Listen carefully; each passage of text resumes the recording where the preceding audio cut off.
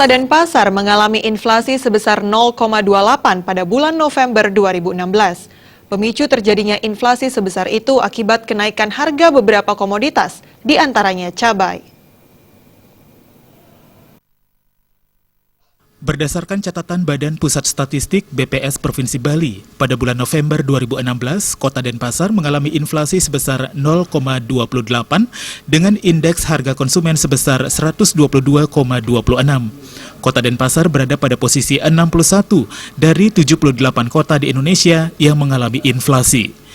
Inflasi terjadi karena adanya kenaikan harga yang ditunjukkan oleh naiknya indeks pada 6 kelompok pengeluaran, yaitu kelompok makanan jadi, minuman, rokok, dan tembakau, kelompok bahan makanan, kelompok kesehatan, kelompok sandang, kelompok perumahan, air, listrik, gas, dan bahan bakar, serta kelompok transport, komunikasi, dan keuangan.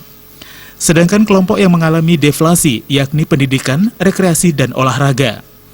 Komoditas yang mengalami peningkatan harga pada November diantaranya cabai, bawang, mie, air kemasan, dan tarif pulsa ponsel.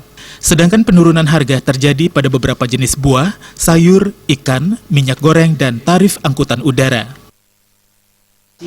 Yaitu cabai rawit, cabai merah, bawang merah, dan ada bawang putih, nggak ada bawang putih. Ini adalah kelompok bahan makanan yang pada bulan November kemarin di Denpasar, mungkin nanti di Singaraja juga kita bisa lihat, dan termasuk di nasional ternyata mempengaruhi inflasi ke arah positif yang cukup kuat.